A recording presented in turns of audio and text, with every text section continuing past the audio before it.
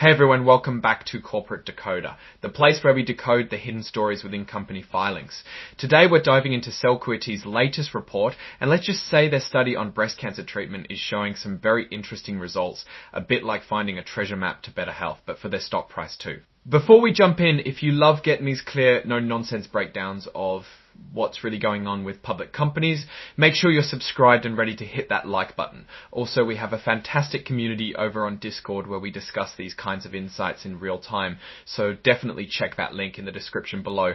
Alright, let's get straight into it. Celcuity has filed a Form 8K, which is basically a heads up about significant events. This report is all about the results of their Phase 3 clinical trial called Victoria 1, specifically looking at a drug called gedatolisib for advanced breast cancer.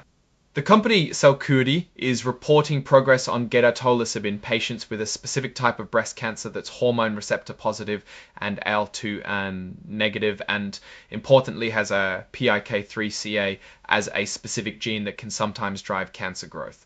What they found in this trial could be a game changer, not just for patients but for the company's future.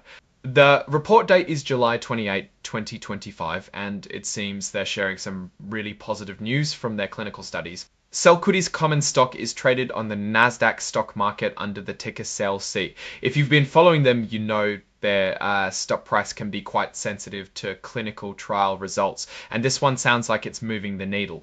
Now, they're disclosing information under what's called Regulation FD, or Fair Disclosure. This means they're sharing this important news broadly, so everyone gets the same information at the same time. It's all about making sure the playing field is fair for investors. They've issued a press release about the top-line results from a specific part of their trial, focusing on patients with that PIK3CA wild type. This section, Other Events, is where they lay out the key findings, and boy, are these findings significant. They announced positive top-line results from the PIK3CA wild-type cohort of their Phase 3 Victoria 1 clinical trial. This trial is evaluating gedatolisib when given along with fulvestrant and sometimes palbociclib compared to just fulvestrant.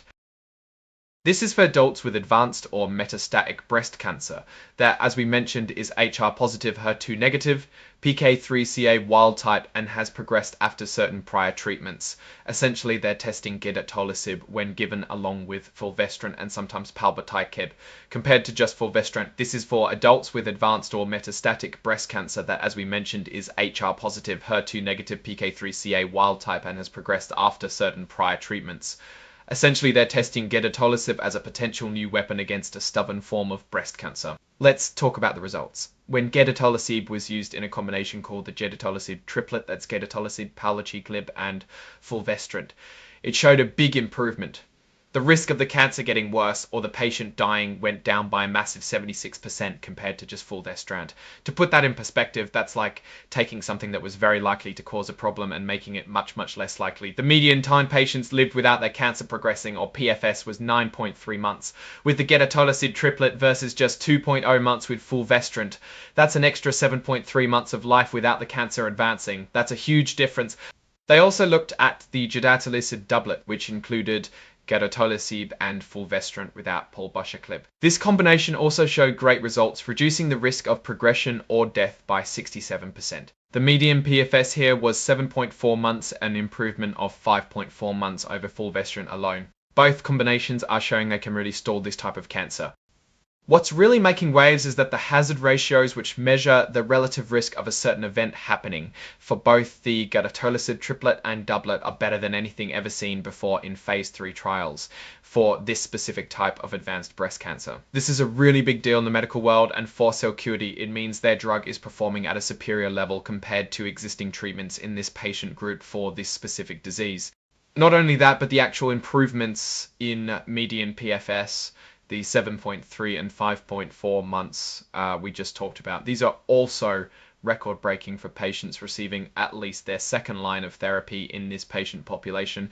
It suggests gedatolisib is not just good, it's potentially the best in class for these patients. And here's another milestone. Gedatolisib is the very first drug to target the PI3K-KIT-MITE-RTT.